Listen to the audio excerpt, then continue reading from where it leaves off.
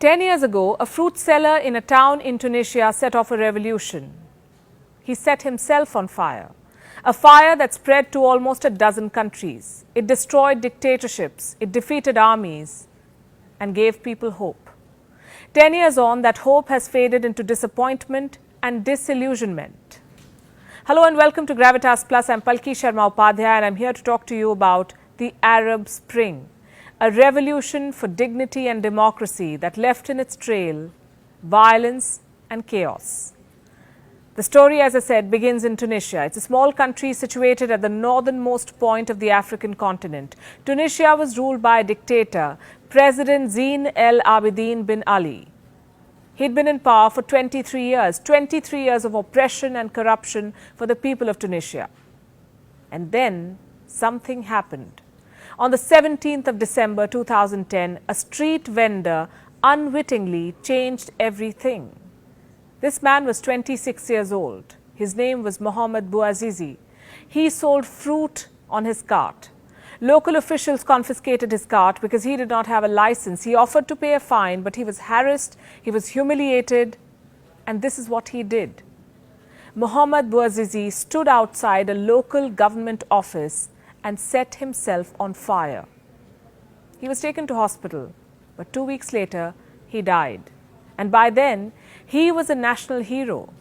The Tunisian people declared him a martyr. His act of defiance set off a revolution, something that the country had never witnessed before. Thousands of people who were suffering due to unemployment and paying for the corruption of government officials descended on the streets. They were armed with flags and cell phones. The movement spread on social media via Facebook, YouTube and Twitter. And on the 11th of January 2011, a week after Bouazizi's death, the Tunisian government fell. The disgraced president fled into exile to Saudi Arabia. And all of this happened in a matter of just 7 days. Can you imagine the power of these people? Videos of the revolution went viral on the internet. Its speed and success inspired others across North Africa and West Asia.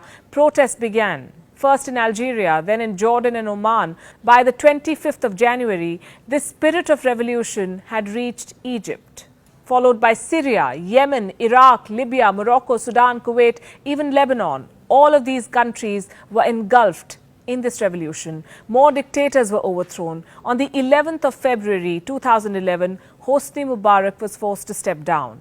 He was the man who had ruled Egypt for 30 long years, 30 years. Pro-democracy protesters coordinating on Facebook brought his regime down in a matter of days. Imagine the force of this revolution. By the end of the year, many governments had fallen. In Yemen, Ali Abdullah Saleh had to go after 20 years in power. In Libya, the powerful dictator Muammar Gaddafi lost not just his regime, but also his life. He was captured and killed by the Libyan rebel militia. The Arab Spring was a political tsunami for this region. At least 4 long-standing authoritarian regimes fell. The speed and surprising ease with which these regimes fell gave people a lot of hope. If removing a dictator was so easy, installing democracy should also be easy. Well, it wasn't. The transition was tumultuous. For some, it has still not ended. The revolutionaries have learned the hard way. Overthrowing a regime is much easier than building a stable new system. Tunisia, the country where all of this began, ended up being dominated by the interests of a small number of families and some rich businessmen. 10 years on, the country's economic machine is out of order. Tunisia is in a recession with zero growth. Reports say the recession could reach -7% by 2021. Tackling unemployment was one of the top goals of the Tunisian revolution. But as of 2020, more than 16% of Tunisia's people do not have jobs.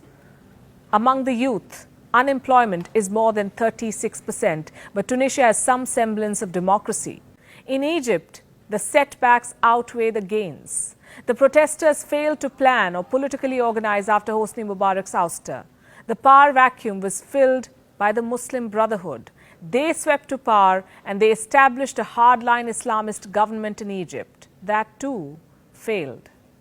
Their short-sighted, petty agendas alienated the public. The army in Egypt exploited all of this. The generals took power. They placed the country under a military dictatorship. There was another wave of protests. Another dictator was ousted.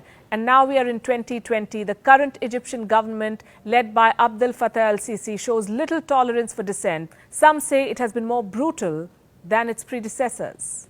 What happened in other countries? The protests either subsided, the protesters got beaten into submission, or there was violence and chaos. In Libya, when Gaddafi's regime fell, there was little left of the Libyan state. The country collapsed into conflict. To this day, it is mired in a civil war. There are two rival governments and countless militant organizations. In Syria, the protests led to the worst fallout for everyone involved. A brutal dictatorship is targeting its own citizens. Citizens fled war and misery to end up as refugees. Extremists and terror groups like ISIS struck roots. Syria today is a disaster and still far away from democracy and dignity for its people. The same happened in Iraq. The uprisings were co-opted by terror groups like ISIS. When governments were toppled, rebel groups stepped in to fill the void. They resorted to strong-arm tactics. They terrorized their own people. They stoked the fires of unrest. The civil war led to a massive refugee crisis which continues to this day. So were these revolutions ill-conceived? Or were they hijacked by another set of power grabbers? Was the Arab Spring a step forward or a step back for the people of these regions? Whose fault is it that they failed to get the life of dignity and equality that they fought for? The fault, we say, is in our understanding and our expectations of what an uprising can achieve. Democratic transition is not about the individual you overthrow, or the individual who triggers a revolution, or the individual who takes power later. Democracy is about institutions, systems which may appear mundane, but form the bedrock of stability: a free press, an independent judiciary, a corruption-free executive system. Getting rid of a dictator is not enough.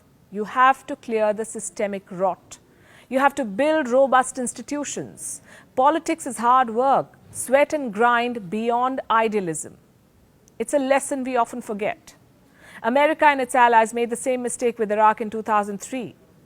The removal of Saddam Hussein alone could not make Iraq a democracy. Conducting an election alone would not ensure equal rights for all. You need institutions. So let this be the enduring lesson from the Arab Spring for all of us. Strengthen institutions, not individuals. Gravitas Plus, co-presented by Skoda. Simply clever.